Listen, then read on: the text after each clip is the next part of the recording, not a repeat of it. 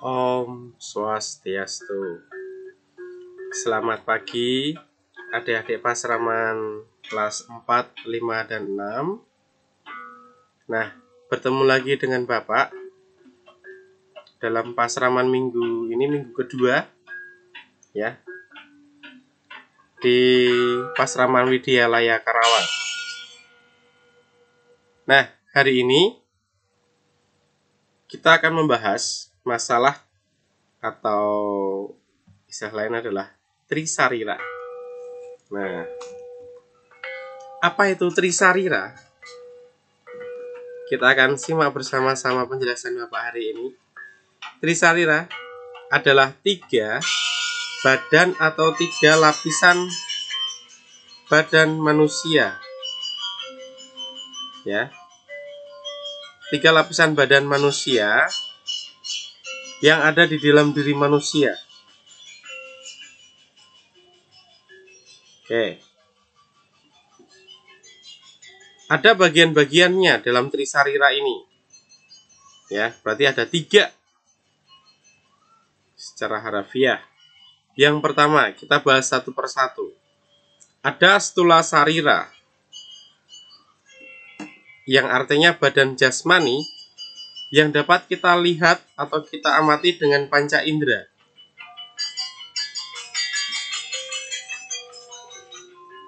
Nah, badan yang kita lihat ini semua, yang kita lihat baik itu tangan, kaki, mulut, dan sebagainya yang jasmani ini, itu namanya Stula Sarira, yang artinya badan kasar atau badan yang paling luar dalam jasmani. Nah, di sini kita bisa lihat dalam kitab Manawadharma Sastra bab 1 sloka 6. Di situ ada kekuatan tapa yang maha ada untuk menciptakan panca mahabhuta atau unsur manusia yang lain yang nyata terlihat dan melenyapkan kegelapan. Itu arti dalam sloka yang ada di Manawadharma Sastra bab 1 sloka 6 ya.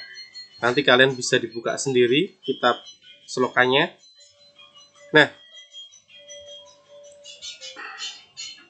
Nah, ini di sini ya. Panca mahabhuta atau badan manusia itu sendiri terdiri dari ada 5 unsur. Yang pertama adalah unsur padat atau unsur pertiwi. Nah, berikutnya ada pertiwi padat. Ini bisa kita contohkan ya dalam kehidupan kita. Itu ada tulang yang padat. Terus ada apa lagi ya? Di dalamnya tulang itu ada juga sumsum, namanya itu juga padat. Nah, berikutnya ada unsur cair atau apah. Ya. Tadi padat banyak ya contohnya ya. Bapak ulang, contohnya ada tulang, ada otot, ada kuku, ada rambut dan gigi. Itu semuanya unsur-unsur padat atau pertiwi yang ada di dalam badan manusia atau badan kita. Berikutnya adalah unsur cair atau apah. Bukan apa tapi apah ya. Nah, contoh di sini itu akan membentuk darah yang ada di dalam tubuh manusia. Terus ada lendir yang biasa kita lihat di ingus kita, ada lendirnya. Terus ada enzim itu yang ada di dalam pencernaan manusia. Terus ada kelenjar itu bagian di dalam sebelum menjadi keringat. Nah, ada keringat juga dan cairan tubuh yang lain yang dihasilkan oleh manusia itu sendiri. Nah, berikutnya adalah unsur panas atau cahaya atau disebut dengan teja. Nah, teja di sini Bapak ambilkan contoh adalah suhu tubuh kita. Suhu tubuh kita panasnya bisa kita ukur ya. Kalau sekarang mau masuk ke mall, ke sekolah, ke pura pun bahkan kita harus di termo atau cek suhunya. Nah, ini yang dicek adalah unsur panas dari manusia itu sendiri atau tejanya. Nah, berikutnya ada unsur udara atau angin, atau biasa disebut dengan bayu. Nah, unsur ini akan membentuk tenaga. Ada nafas dan udara lain yang ada di dalam tubuh. Misalnya nih, ada gas. Pada saat kalian makan, tahu-tahu bersendawa, nah itu unsur udaranya yang keluar. Nah, berikutnya dari Pancamahabhuta yang kelima, yang terakhir, ada unsur kosong. Kosong itu tidak ada isinya ya, atau akasa atau ether yang kita biasa lihat. Nah, di sini Bapak contohin adalah rongga-rongga dalam tubuh kita. Baik itu kerongkongan ataupun tenggorokan, itu adalah unsur kosong. Yang jika kita tidak diisi, itu maka nggak akan berisi dia. Nah, kita ke berikutnya. Setelah unsur Pancamahabhuta, itu sebenarnya terdiri dari panca tanmatra, yaitu 5 unsur benih. Ya. 5 unsur benih dimuat dalam kitab Manawadharma Sastra bab 1 sloka 27.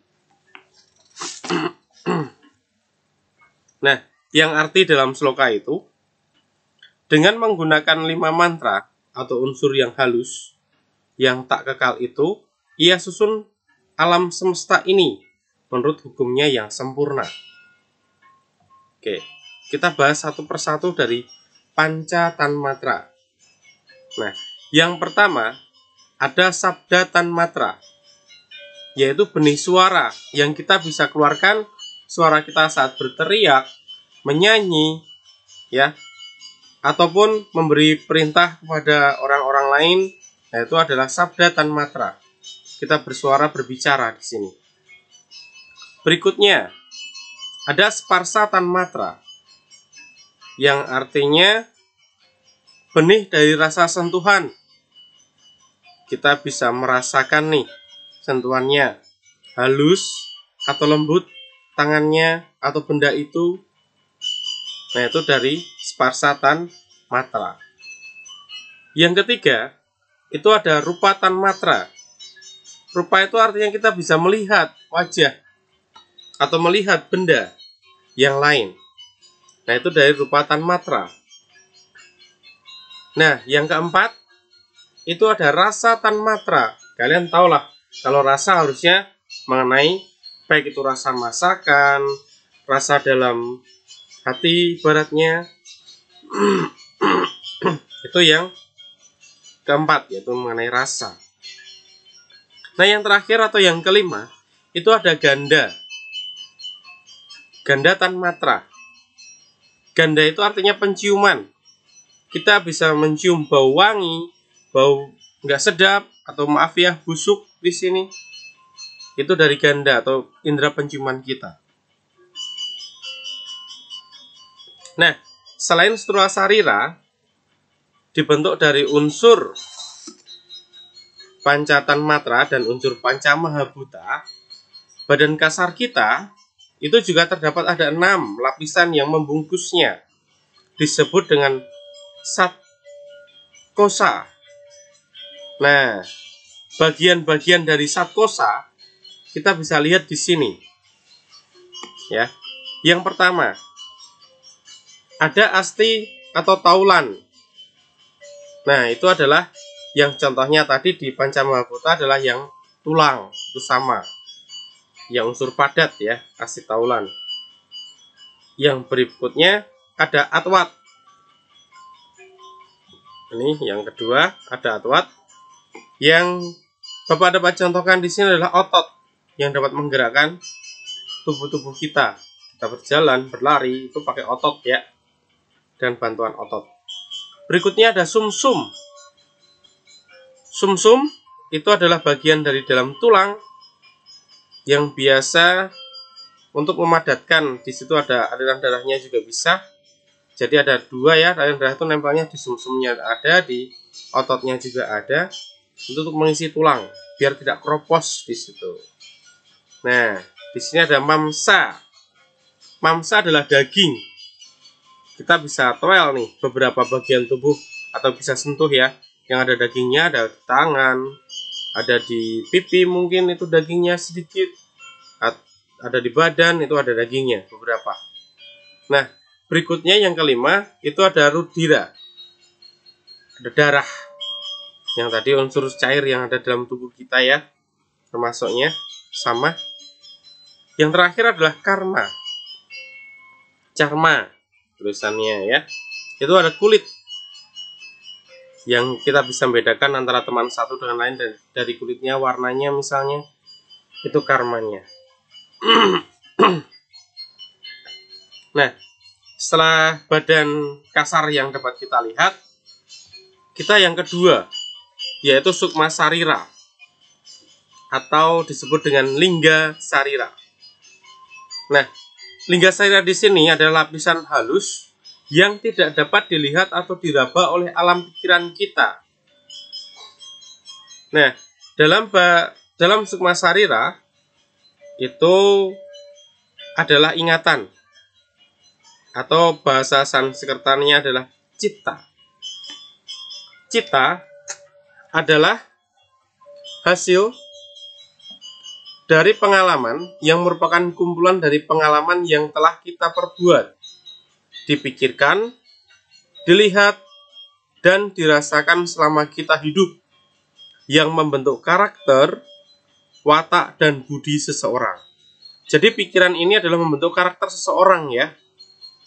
Baik itu karakternya itu baik, baik itu karakternya jahat, itu dari pikiran atau sukma sariranya. Nah, kita nggak bisa bilang, temanmu tuh jahat kalau hanya baru kenal sekali. Karena baik dan buruknya budi seseorang itu dari pikiran yang mereka simpan ya, yang dirasakan selama hidup mereka. Jadi bisa berubah, bisa, tergantung lingkungannya. Nah, dengan adanya cita atau tadi ingatan pikiran kita akan menimbulkan panca budindriya atau panca karmendriya. Panca budindriya di sini artinya, sebentar,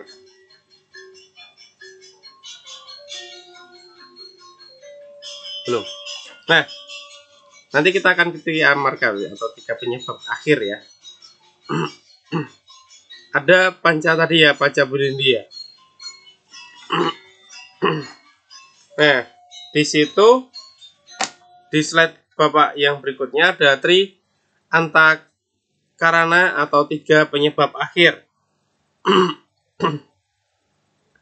Nah, 3 penyebab akhir itu ada budi, manah, dan ahamkara. Kita bahas satu persatu, oke? Budi yang artinya kesadaran atau kebijaksanaan dan intuisi berfungsi untuk menentukan keputusan. Jadi kalau kalian memutuskan misalnya mau bermain dengan seseorang atau tidak, itu budinya yang akan memutuskannya. Ya, yang budi di sini. Terus berikutnya ada manah. Manah itu akal pikiran yang berfungsi untuk berpikir. Baik dan buruknya sifat kita, baik buruknya ucapan kita, baik buruknya tindakan kita, nah itu ada di manah. Nah, berikutnya ada ahamkara. Ahamkara itu artinya keakuan atau ego yang berfungsi untuk merasakan dan bertindak. Kalau kita ego pada diri sendiri, kita tidak akan memikirkan teman yang lain. Nah, kita maksudnya ke ahamkara nanti yang akan bekerja di sini ya. Nah, ingatan atau dalam pemikiran kita itu juga dipengaruhi oleh triguna, yaitu ada satwam, rajas, dan tamas. Oke, Bapak akan contohkan satu persatu. Bila ingatan kita dipenuhi oleh guna satwam, ya, dipengaruhi oleh guna satwam, maka seseorang kan selalu berbuat jujur, adil, bijaksana, dan tidak mementingkan diri sendiri. Ya, dia akan jujur, akan baik sama orang, akan bijaksana dalam menentukan keputusan, dan tidak egois. Kalau orang yang sifat gunanya yaitu satwam. Berikutnya ada rajas. Nah, jika seseorang dipenuhi dengan guna rajas, maka seseorang akan menjadi kasar, akan serakah. Kasar itu bisa berbuat kasar ya sama teman-teman yang lain. Serakah itu artinya dia mau menangnya sendiri dalam hal makanan ataupun yang lain. Berambisi, ambisinya ambisi jelek di sini ya. Ambisi jelek dan bagus bisa berbarengan. Nah, tergantung rajas yang kita pakai. Kalau rajas kita pakai ambisinya bagus, misalnya aku ingin prestasi peringkat 1, nah itu rajasnya berarti hal yang positif. Kalau ambisinya hanya jelek, aku ingin ngalahkan temanku biar dia nggak juara lagi, nah itu malah bersaingnya harus sehat ya, rajasnya harus sehat, harus ambisinya harus baik di sini ya, dan mementingkan diri sendiri kalau banyak rajasnya. Berikutnya kalau ada tamas, yang ketiga ada tamas, yaitu jika seseorang banyak tamasnya, maka dia akan menjadi malas, acuh tak acuh, hanya makan dan tidur saja pekerjaannya dia. Nah, sebagai contoh dapat kita gambarkan keadaan sukma sarira. Itu seperti kita mempunyai perasaan, yaitu perasaan kecewa, puas, senang, sedih, cinta, benci, dan lain-lain. Itu masih banyak lagi. Semua itu tidak dapat diamati, tetapi terlihat hanya gejalanya saja yang berupa ekspresinya. Ekspresi bisa dilihat dari wajah, dari perbuatannya, ya. Misalnya dia sedang senang, makanya dia ekspresinya akan senyum, pasti akan senyum. Nah, kita bisa melihatnya, oh dia baru senang nih. Nah, berikutnya, oke, ada antakarana sarira atau lapisan yang paling halus, yaitu badan penyebab. Nah, yang menjadi badan penyebab adalah Atman yang menjiwai tubuh kita. Atman paling berkuasa dalam tubuh kita. Atman yang menentukan gerak pikiran dan tingkah laku manusia. Yang di sebelumnya kita udah bahas Atman itu ya. Tubuh merupakan alat dari pikiran itu. Jadi tubuh kita itu digerakkan oleh Atman sebenarnya. Itu yang ketiga, yaitu antakarana sarira. Nah, hubungan antara trisarira. Nah, di sini Bapak contohkan, kita acukan saja gambar yang ini ya. Kita Bapak contohkan ada kereta kuda bersama kusir dan penumpangnya.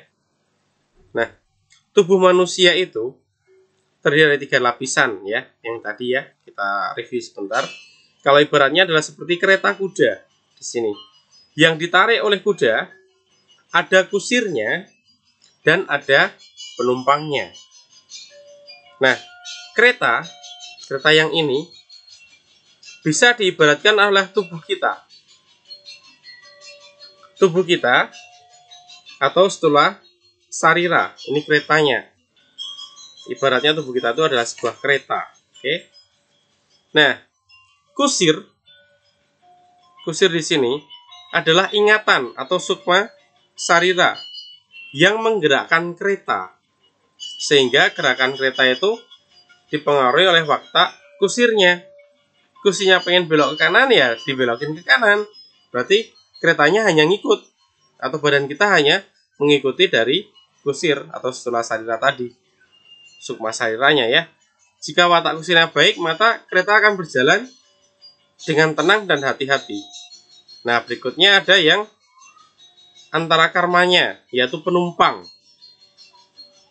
Karena penumpanglah yang menentukan arah tujuan. Itu Atman kita. Harmonika tujuannya mau kemana, mau baik atau enggak. Nah, itu yang menentukan badan kita mau kemana.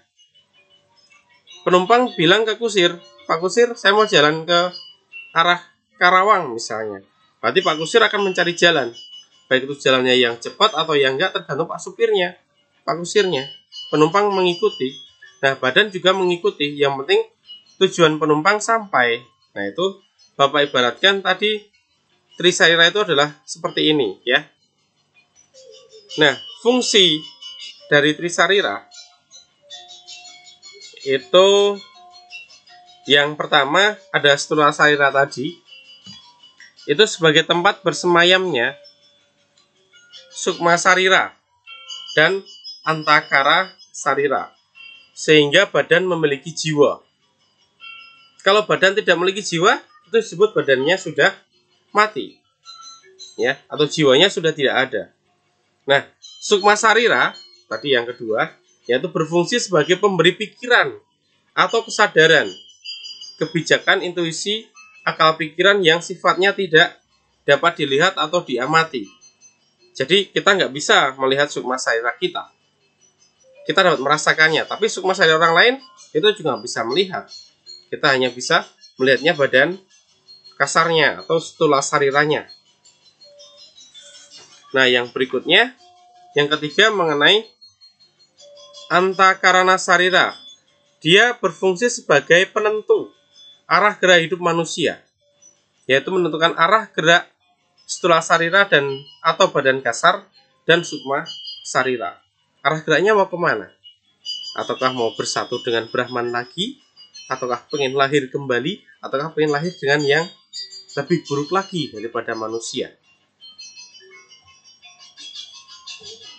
Nah, sekian penjelasan dari Bapak mengenai Trisarira. Oke, ringkasannya nanti kalian dapat unduh ya di classroomnya masing-masing. Salam sehat, salam rahayu. Om Santi Santi Santi Om.